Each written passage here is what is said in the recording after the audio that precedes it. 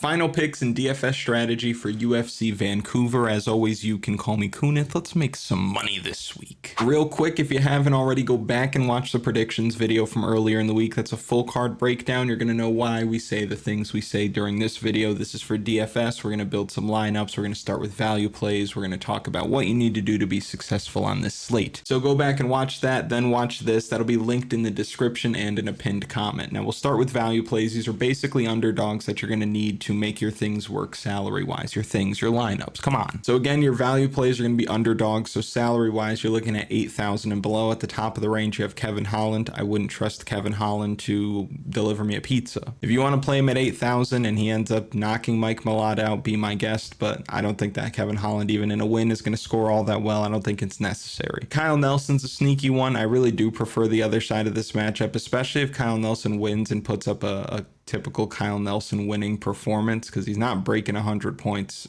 ever. He did it one time and it was kind of an early stoppage. There's another guy I'm not interested. Melissa Croden, I'm very interested in. I think she's going to be able to get Tainara Lisboa down to the ground. I think she's going to beat the piss out of her. We talked about this in the predictions video. There's a reason why she's getting set up to fight Tainara Lisboa to open up the card. Feels like easy money. We saw Tainara Lisboa take a lot of time off, go through injuries, and then she couldn't get out from under Luana Santos. I don't know if that's good Luana Santos, bad Tainara Lisboa, or both. He reminds me of, like we talked about, I think maybe a year or two ago at this point, just one of those fighters where if you got them a weighted blanket for Christmas, you just have to make sure that they're using it with supervision so they don't die. You know what I'm saying? So Melissa Croden, I think, will be our first value play at 7,800. Right below that, you have 7,700 Chito Vera. I think there's a good chance that this fight goes the distance. I think Chito goes over-owned this week, and this is an example of somebody who I'm picking to win the fight, but I'm not really interested in from a Draftkings perspective. With only 3 rounds to work against the guy in Aiemann Zahabi, who uses a lot of footwork, normally stays safe, isn't getting dropped all that often, I feel like Chito Vera might win this fight and score like 75, 80 points. And I think just being who he is, I think a lot of people will get here at this price. I think if anything, playing the other side of that matchup in Aiemann Zahabi is smarter. And you might say, Kunith, you just said that Chito Vera doesn't score really well. Aiemann Zahabi doesn't score really well. Why would you play him? You're playing the leverage game at that point, Junior. DFS is all about springboarding past the people that are ahead of you. And somebody, let's say they're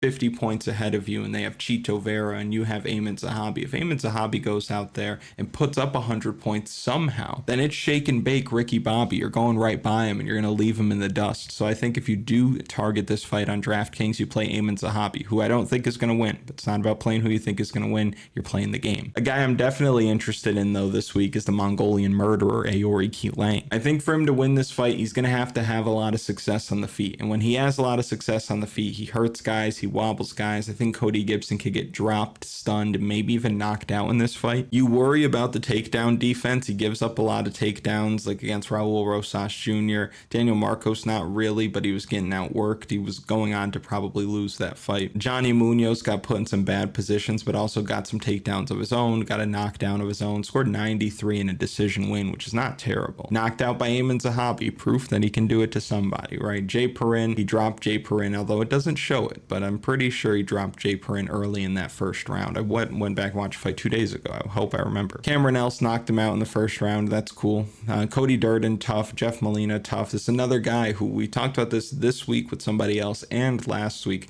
Low-key, very tough matchmaking. Jeff Molina, before he was fixing fights, was a dog. Cody Djorden, obviously a dog. Aiemann Zahabi, one of the better fighters in the division even to this day. Daniel Marcos was on that really long unbeaten streak and extended it in the UFC. And then Raul Rosas Jr., all the hotness. I don't know if he's that good, but the hype is still there. Although I think that when your most redeeming quality is age, everybody's had age at one point. But Aoriqileng, I think he's a very live dog. I like the knockout upside. I like just the knockdown upside and giving you a decent 15 minutes of work from a DraftKings scoring perspective, despite not getting takedowns. 7,600, I don't mind it. Brendan Allen absolutely has to be in value play consideration. I think at 7,400, 5 rounds to work, late hammer on this slate as well. I think he could put you in a position position to steal the slate, or at least springboard past a lot of people in your contest and end up profitable. We picked him to win. Again, if you haven't watched a predictions video, go back and watch it. I detail all of the reasons why I think that he's going to win. I think people expect RDR to just run through Brendan Allen. You don't really see guys run through Brendan Allen. Chris Curtis knocked him out in the second round after having a very competitive fight up until that point. Catches Brendan Allen, knocks him out in the second round. They also ran it back over 5 rounds and Brendan Allen beats him. Sean Strickland knocked him out in the second round. This was back in 2020. And this guy's what, 29 years old? So you're talking about 5 years ago. So he was 24 years old at the time, getting knocked out by Sean Strickland after having a very competitive fight up until that point. I don't hate that. Kyle Dawkins, Tom Breeze, Kevin Holland in a fight where he was getting beat up. He was split open early. Kevin Holland had him in submissions. He had Kevin Holland in submissions. He was on bottom. He was getting pieced up, and he ends up finding a way to win that fight in his UFC debut. Jacob Malkoon's taking him down over and over and over again, and Brendan Allen is just as good as he is on the mat, getting back into top position, winning the rounds because of it, winning the striking exchanges. Even against Nassourdine Imavov. Nassourdine Imavov is one of the best, I would say probably top 3 fighters in the division right now, and he went out there in the first round, took him down with ease, and held him there for the entire round. He didn't get a lot of damage off, but Nassourdine Imavov did nothing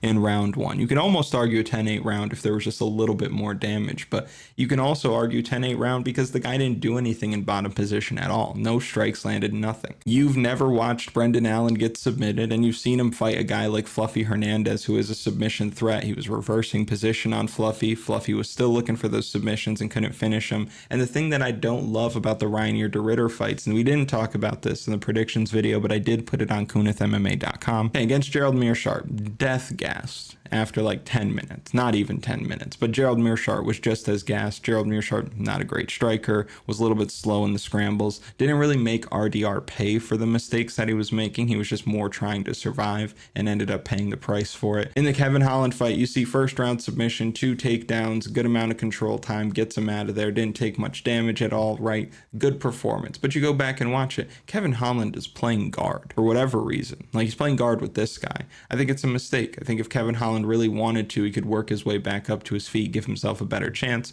but he just didn't. Sometimes that's just company guy Kevin Holland rearing his ugly head. Against Bo Nickel, first of all, we kind of know that Bo Nickel might not be the guy yet, right? We might be getting sold on potential with Bo Nickel more than we are with actual talent. But look at the fight against Bo Nickel takes him down relatively easy. And then Bo Nickel decides to jump guillotine, which is crazy. Again, kind of like a Kevin Holland situation. You're putting yourself in a bad position to look for a submission against the guy who's you're not going to be submitting, not early at least. But Bo Nickel, low fight IQ moment, decides to jump guillotine, gets stuck in bottom, and then gasses out and loses as a result. These are 3 examples of guys that are just absolutely letting him off the hook, or at least letting him get to a spot where things are going to be easy for him. Against Robert Whittaker, Robert Whittaker's touching him up in round 1. Great adjustments from RDR. I think it was a stunning performance from RDR overall. The striking didn't always look great, but the jump in knee or the step in knee was there all night. Once he got that long jab pumping, he started having success there. He did a good job of pressuring forward for a lot of that fight, but Robert Whittaker really didn't stand his ground much, which I don't like, because when he did decide to stand his ground, like in the 3rd round, he drops Reinier de Ridder. And not only does he drop him, he's about to finish him, and then Reinier de Ridder hooks his fingers in the gloves, and the ref goes, "Hey, stop it." Because referees don't do anything in the sport of MMA outside of making sure guys don't die, but we should be real about it. It's like their job is just to make sure the one guy doesn't kill the other guy, not to enforce the rules. There were moments late in that fight, like in the 4th round, where RDR is just kind of shelled up, and Robert Whittaker could get on top of him. He could take his back if he wanted to and probably stay safe in top position, but he's showing the ground game almost too much respect. When you have that hard jump in knee, especially out of that southpaw stance, because the rear knee, right, coming in, head's way up here, he's throwing that knee to the body, overhand rights are there all day, right hooks are there all day, but you have to be willing to stand your ground, and that's what some of these guys just aren't doing. Robert Whittaker wasn't willing to stand his ground. He wanted to stick, move, touch him, move. Brendan Allen, one of the flaws that he has that he doesn't really move, but that flaw that he has almost seems like it could be helpful this week. He's going to stand his ground because that's all he knows how to do, and when he stands his ground and Reinier de Ridder comes in with that chin way up in the air looking to throw that knee to the body, he's going to get touched up because of it. I think if Reinier de Ridder finds himself in bottom position, he's not really going to get up or get submissions. I think that people think you take this guy to the mat, he's going to submit you like that. A guy like Brendan Allen can sit in your guard, sit in half guard, sit in side control for an entire round without you being able to do anything. When Brendan Allen loses those positions is because he's getting a little excited, decides to try to look for a submission, jump to the back. But I see people saying, oh, look at Brendan Allen, he's going to jump guillotine. I don't think Brendan Allen's jumping guillotine here. I think he's a smart enough grappler to know that he's probably not going to guillotine this guy. So why go for it? Why put yourself in bottom? Because when Reinier Ritter's on top, it's terrible. He's so heavy on top, great downward pressure, long limbs. It's like you have a tarp over you. So I know I'm getting a little long-winded. I don't want the video to be too long. This is stuff we'll start doing when we do like our live shows, which are coming very, very soon. I have more information on that. But I just think that Brendan Allen is not getting the respect he deserves. I feel like there's a lot that could be said about this fight. And you go and you look at like the prediction tracker channel on YouTube, if you're not familiar. It's somebody who takes like 70 of the top predicting channels as far as I think like viewership and followers go, and then compiles a list and says like, these are who pick these people, these are who pick these people. Almost everybody's picking RDR. You look at Tapology, almost everybody is picking RDR. You look in the comment section of my last video, people are going crazy because I picked against Reinier Ritter. I'm telling you now, if Robert Whittaker lands one more strike in the last like 30 seconds of round 5 in that fight against RDR, and the judges say, you know what, we pick Robert Whittaker to win this fight, and he could have done that anyway, mind you, the conversation around this guy would be totally different. But because 2 of the judges said, you know what, I think this went 3-2 to De Ridder, now everybody's like, okay, this guy should be fighting Khamzat Chimaev. I'm telling you now, that's not a competitive fight at all. So I say all that to say this: Brendan Allen, value play consideration. Let's move on. Bruno Silva. I love Bruno Silva as a value play this week. Look at the pop in the hands. 3 knockdowns there. I know it's JP buys and a windy day is going to put him on his butt, but a knockdown there, a knockdown there, a knockdown there. What are the fights he's not getting knockdowns in? David Dvorak. I'm old enough to remember how good David Dvorak was. Tagir Ulanbekov, come on. Also taking Tagir Ulanbekov down 4 times. Are you kidding me? Oh, so what? You didn't knock down Manel Kape and Josh Van, who might be the champion in a little bit. Like the Bruno Silva crazy knockdown rate. Hyun Sung Park has been knocked down and dropped by lesser fighters before. He's been taken down by lesser fighters before. I like Bruno Silva there a lot to get this win by knockout. And that's pretty much as far as I'll go on the value plays, is those 4 right there. So we'll use them to start building lineups. Before we do get into building some lineups though, if you haven't already, like the video, subscribe to the channel, comment something for the algorithm. You know how the algorithm works. We'll start with building your cash game lineup. So these are your 50-50s, your head-to-heads, double ups, just doubling that entry fee, which I think is a great way to at least get involved in this game, because a lot of people get burned by the big contests, right? And that just happens. But I would say play your cash games. Now, as far as your cash game strategy go this week, typically what you're doing is grabbing somebody who's really pricey up here, and then you're coming into this mid-range, getting like a punt play here and there. You're going to stack the main event. I think the main event is actually sneaky stackable this week. I think a lot of people expect this fight to just end very quickly.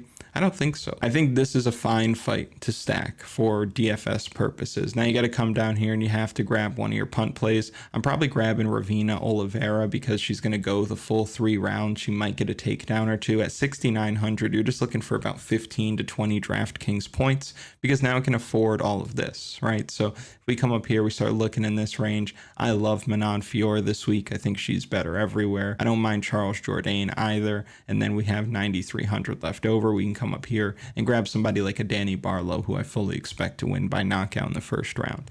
That's one way to look at this. And another way that you can approach cash games this week, and this is something I've been playing with recently, and I think the meta might be changing on this, you could just not play the main event. It's going to come in so highly owned on one side or the other, or both if people are stacking, which a lot of people do, because for a long time that's been a viable strategy. But there's also the double punt. And what I mean by that is you can come get 2 really inexpensive pieces, and then you can afford that premium range, right? So you can say, I'm gonna grab Reina Oliveira, I'm gonna grab Bruno Silva, and now I have 8,900 left over per fighter, and I can come up here and start grabbing these pieces, these more expensive plays. I can grab Jourdain, I can grab Fiorot, I can grab Bekoev, I can grab Danny Barlow. And they have 4 that you probably feel really good about. And then you have 2 underdogs who are more like punt plays, but I think Bruno Silva is very live. So if you want to approach it that way, be my guest. But that's probably where we land with cash games. If you want the official cash game core and the DFS strategy guide, you can go to kunithmma.com, get it completely for free, as well as the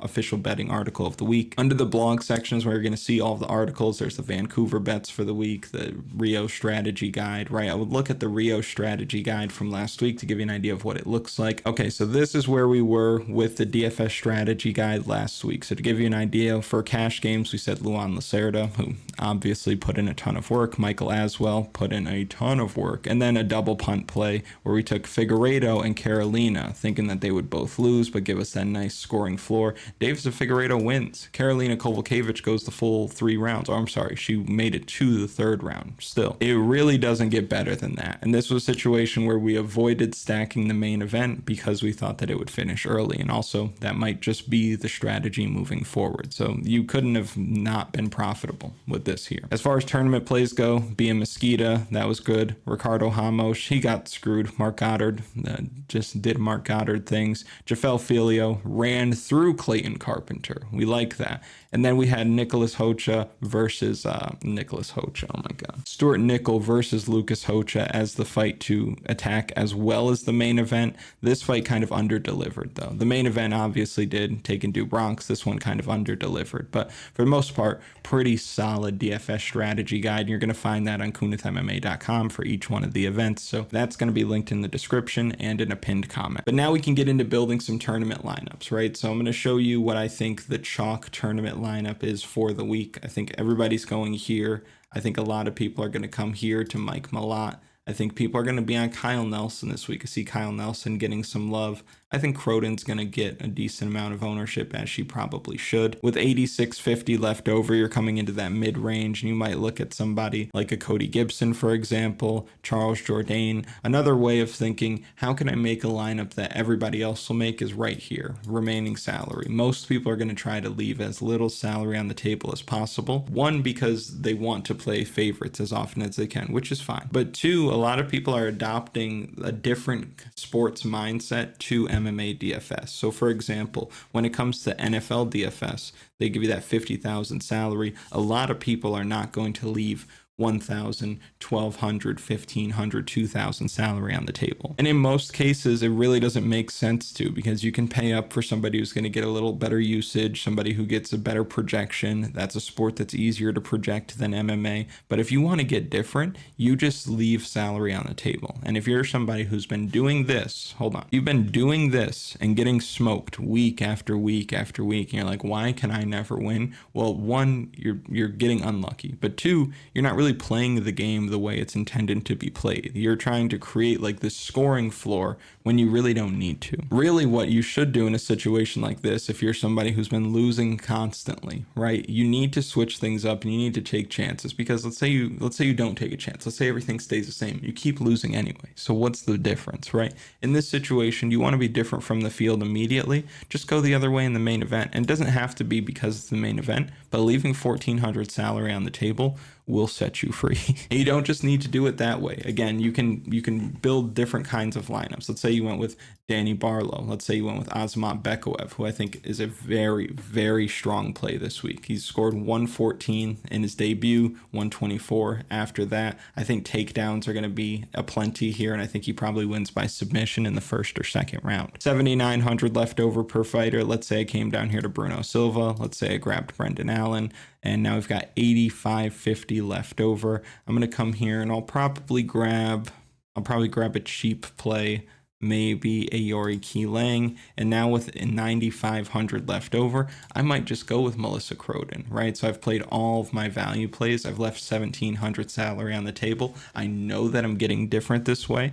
knockout upside, knockout upside, knockout upside, 5 rounds, knockout upside, or at least knockdown upside, decent scoring potential over 3 rounds, and then a great matchup with somebody who should make good on her UFC debut. That's a cool way to approach it. And obviously, if you want to switch things up, let's say Aoriqileng, you want to take him out and you want to come back up here. Let's say you came here and you played Matt Frevola at 8,300, as I think that's an important fight this week. You've left 1,000 salary on the table. These are good ways for you to get different. Let's say you went the other way and didn't take Matt Frevola, you went with Kyle Nelson. Kyle Nelson, I mean, I don't love him as a play, but Matt Frevola tends to let guys score a lot of points when they win. And now if you wanted to, you can come off of somebody like a Brendan Allen, get up to Reinier de Ridder, and now if you wanted to, right, this is when you can start to again dial back the salary and start playing with some other things. So let's say you took Azamat Bekaev out of there, and you came down here, and now you have to find somebody else. Situation like this, I might go back to Aoriqileng, or I might play Mike Malott, because Mike Malott tends to finish fights. He scored 104, 112, 105, 94 last time out with that second round knockout. My challenge to you this week, and report back to the comments, let me know after the dust settles on Saturday. If you're somebody who's been struggling with DFS, right? You just consistently lose and it's frustrating and you feel like you don't want to play anymore because it's frustrating, or you feel like you can't stop playing because you need to get back at these people because there's no way that you keep losing, whatever it is. Leave at least 700 salary on the table this week with all of the lineups that you make, with every lineup. If you do that, report the results back to me, because I'm sure there'll be more of you than not that'll say, I actually won. And that leads me to the last thing I want to cover with you this week, Kunith's $5 game. It's going to be linked in the description and in a pinned comment. $5 entry, winner take all contest on Draftkings. I capped the entries at 75. So I want to fill it up because if you win, I think you get like 340 or something like that. But more importantly, you get the bragging rights. So $5 winner take all game is going to be on Draftkings this week. Again, linked in the description and in a pinned comments. That's where you're going to find predictions video, DFS strategy guide, official betting article, just everything on KunithMMA.com, and the $5 game on Draftkings. If you've made it to this point in the video, thank you so much. I know it's a bit longer for what Final Picks normally is, but I hope you liked it. I will see you next week, and I wish you the best of luck at UFC Canada.